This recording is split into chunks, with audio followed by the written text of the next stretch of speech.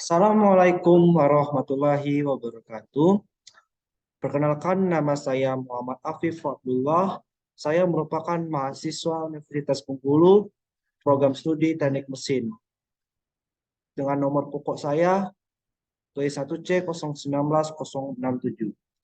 Kali ini saya akan mempresentasikan laporan hasil pengamatan saya dengan judul pengamatan cara kerja mesin depot air minum di salah satu usaha depot air minum Kelurahan Sukarami, Kota Bengkulu. Masuk ke latar belakang, yang melatar belakangi laporan saya ini ialah air sangat diperlukan oleh tubuh manusia seperti halnya udara dan makanan. Manusia tidak akan bisa bertahan hidup tanpa air.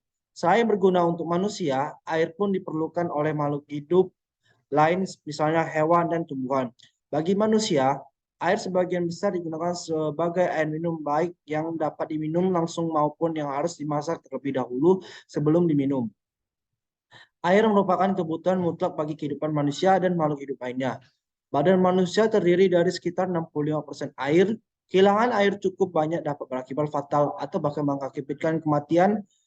Setiap hari manusia memerlukan 2,5 sampai dengan 3 liter air untuk minum dan makan. Kebutuhan ini merupakan peluang bisnis air minum isi ulang yang langsung dimanfaatkan oleh salah satu pengusaha bernama Egon dengan membuka depot air minum isi ulang atau disingkat DAMIU di Kelurahan Sukarami, Kota Bengkulu.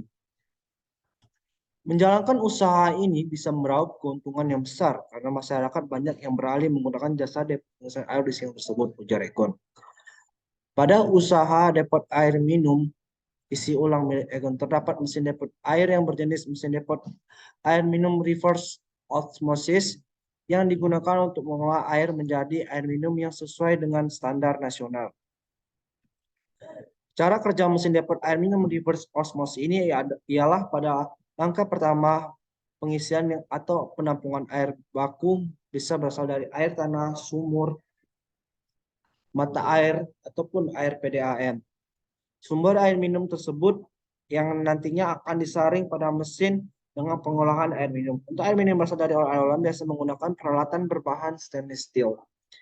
Selanjutnya, setelah tangki air baku terisi dengan sumber air, maka dilakukan tahap penyaringan atau filterasi. Tahapan ini biasanya menggunakan tabung filter dengan saringan pasir dan karbon aktif. Melalui tahap penyaringan pada mesin depot air minum, reverse osmosis membuat air bebas dari kotoran sehingga menjadi lebih bersih. Namun, masih perlu tahap sterilisasi untuk memastikan air minum tersebut bebas dari kuman dan bakteri.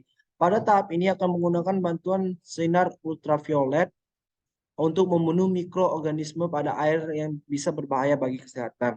Pada tahap ini juga terdapat cartridge microfilter berupa alat penyaring berpori untuk menyaring partikel kecil dalam air. Selain itu, ozon dibutuhkan untuk mensterilisasikan tempat atau media filtrasi, tabung filter, tangki air, dan instalasi lainnya untuk menghindari kontaminasi. Jika sudah selesai tahap penyaringan, selanjutnya masuk ke tahap pengisian galon. Air minum yang sudah disaring dan disterilisasi akan dipompa menuju pipa yang mengarah ke mulut galon. Sebelum itu, galon juga perlu dibersihkan atau dibilas agar kebersihan air minum RO tetap terjamin hingga konsumsi. Kemudian, adapun rumusan masalah dan tujuan dari laporan hasil pengamatan saya ini ialah pertama, bagaimana cara kerja mesin depot air minum di salah satu usaha depot air minum Kelurahan Sukarami, Kota Bengkulu. Bagaimana peluang usaha dapat air minum di Kelurahan Sukarami, Kota Bengkulu. Tujuan mengetahui cara kerja mesin depot air minum reverse osmosis di salah satu usaha depot air minum Kelurahan Sukarami, Kota Bengkulu. Mengetahui seberapa besar peluang usaha depot air minum di Kelurahan Sukarami, Kota Bengkulu. Kemudian ini adalah bukti otentik atau bukti saya melakukan observasi dengan cara dokumentasi. Ini merupakan bak penampungan air bahan baku sebelum dikelola. Kemudian setelah dari sini akan dipompa melalui dengan pompa air yang telah dibuat rancangannya seperti ini. Kemudian masuk ke tabung stainless steel yang terisi yang berisikan pasir dan karbon aktif untuk menyaring air. Ini merupakan filterisasi pertama. Kemudian masuk lagi ke filtrasi kedua.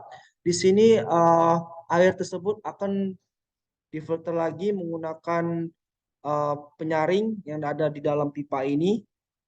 Setelah itu akan masuk ke dalam pompa yang dalamnya terdapat sinar ultraviolet untuk membunuh kuman-kuman yang terdapat di sini. Kemudian setelah air telah disterilisasikan, maka barulah air tersebut akan dimasukkan ke dalam galon melalui pipa seperti ini. Ini adalah foto saya dengan pemiliknya yang bernama Egon, milik usaha tersebut.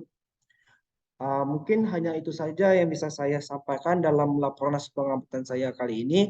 Apabila saya ada kesalahan dalam penyampaian, saya mohon maaf. Wabillahi taufik wal hidayah. Wassalamualaikum warahmatullahi wabarakatuh. Terima kasih.